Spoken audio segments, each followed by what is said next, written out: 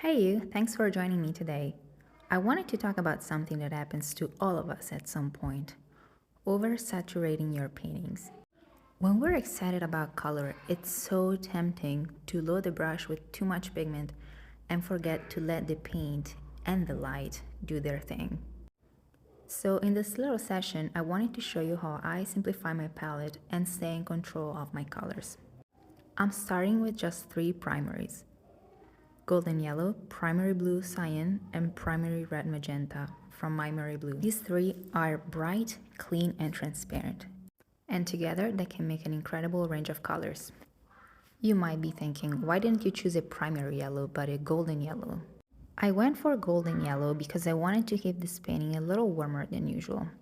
I feel like painting China is the best way to practice your neutral tones. Here I made a mix of purple, brown, and blue. It's hard to tell what color precisely it is, and that's exactly the look I wanted to go for. Forget about your colors. That's a bold statement, isn't it? But stay with me. Once you have your gray mix, you just look in the reference picture, the areas where they seem more bluish to you, and so in that case, you go more for a gray blue, or where it looks warmer, and then you go for a warmer color. Mixing my grays and purples from my 3 primaries keeps the tones balanced.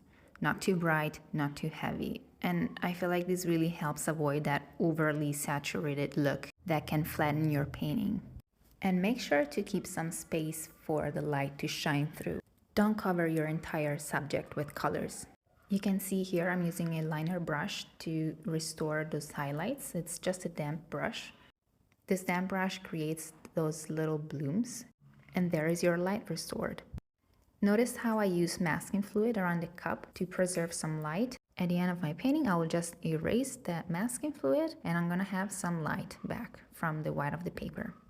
The trick to avoid oversaturation isn't just about using less pigment. It's about building gradually.